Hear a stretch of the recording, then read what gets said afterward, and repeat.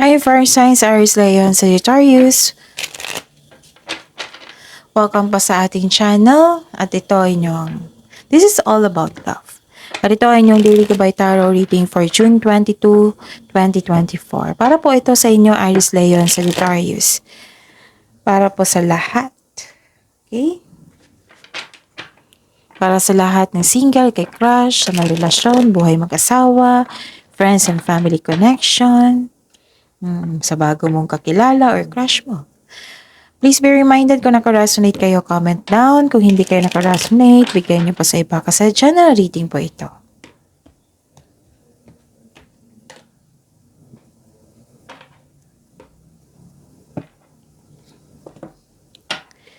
Gamitin ang reading na ito bilang gabay lamang. Please like, subscribe, and click bell button for notification para updated po kayo sa daily tarot reading natin. Maraming salamat po.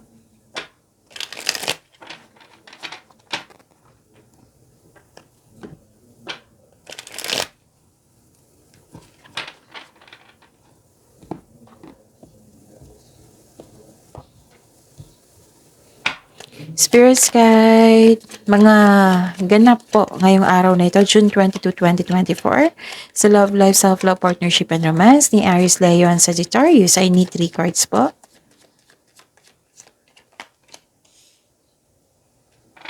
May concern sa obsession dito, naging obsessive, or isa sa inyo naging dependent sa inyong person, ano, sa inyong relasyon, ganon. And may controlling person pa dito, controlling partner. Nagkaroon ng blockages. And ayun, may sama ng loob ako nakita dito. And may concern sa addiction. And may date po. May date po naganap ngayon. Nag-uusap po kayo. You're feeling uplifted or enlightenment kasi nag-uusap kayo ng favorite person niyo. May date. And yun, you're learning sa mga challenges, nagkaroon ng expansion, this is new beginning, and you're preparing for a date talaga or pagkakaayos, your reunion, harmony.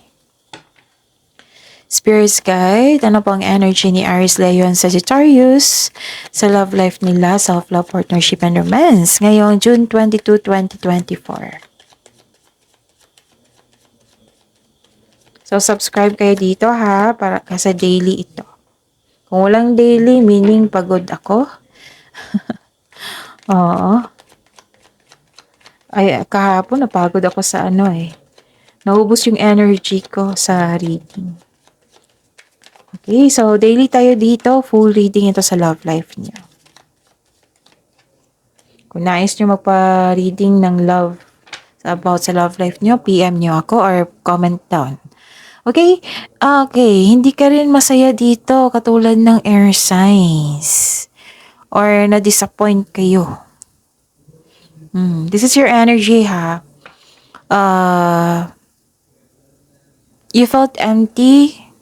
May na-miss kang opportunity. May na-end na cycle na hindi ka ready sa changes. May pagkabigo or maling plano. You're ready to move on. Pero, ayun nga, may blockages. At may nakita ko ditong dalawang card na po kasi nagsabi dito na nag-iisip ka sa nakaraan and may refusal sa pagbabago. Ayaw mo sa pagbabago. Yun. So, tingnan natin. Spirits guys, challenges na ma-overcome ni Aries, Leo, and Sagittarius ngayong June 22, 2024.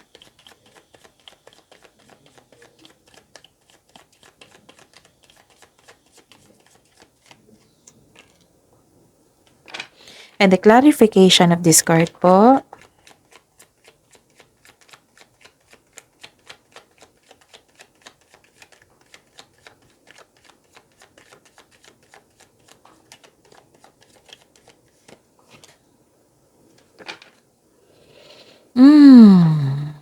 May challenge nga no. May nakita ko dito, Aries, Leo, Sagittarius, na naapektuhan kayo sa criticism or naging defensive ang isa sa inyo. And some of you, guarded na, ayaw na masaktan na ulit. May matigas ang ulo dito, maldita, ganun. May concern kayo sa kanyang tao. Yan yung challenge. So, huwag kayong matakot sa challenge. Diyan mo makilala mo yung sarili mo kung paano ka mag-handle sa ganitong challenge. And don't worry kasi ang tanong, ano yung ma-overcome? Okay, ma-overcome mo yan. Huwag kayong mag-alala. And nakikita ko dito na huwag kayo daw mag-overspend sa trabaho, overspend sa pag-overthink, ganon. Overspending, ganon. Sabi po, kailangan ng pagbalansa dito sa oras at tamang pahinga. Spirits guide, isipin niyo po yung person nyo ngayon. Spirits guide, kamusta po ang feelings ng person ni Aries Leo Sagittarius ngayong June 22, 2024?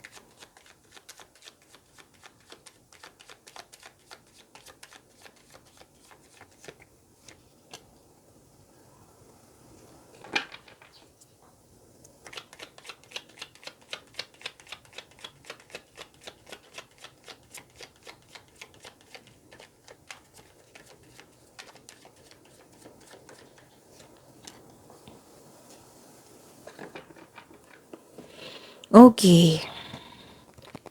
I see.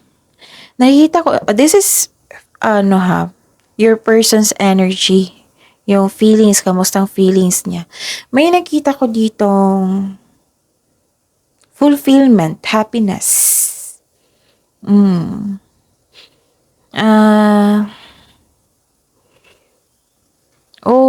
Gusto ka rin niya, mahal ka niya. Gusto ka rin niya para sa mga single na may kitid. Tapos sa mga partner, may partner dito. Gusto ka, may nakita kong love and respect dito. Satisfied siya sa inyong relasyon.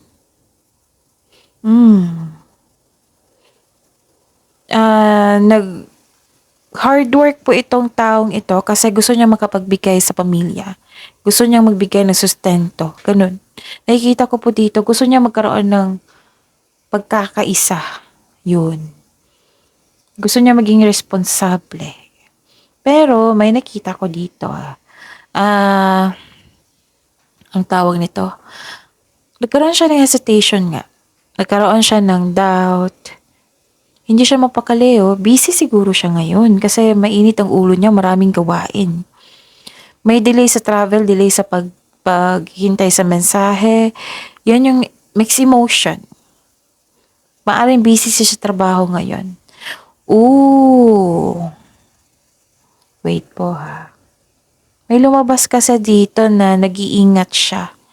Or may makilala siyang maluloko na tao. Pwede siya, inisip-isip niya ito, or may makilala siya na manuloko. Pwedeng scammer.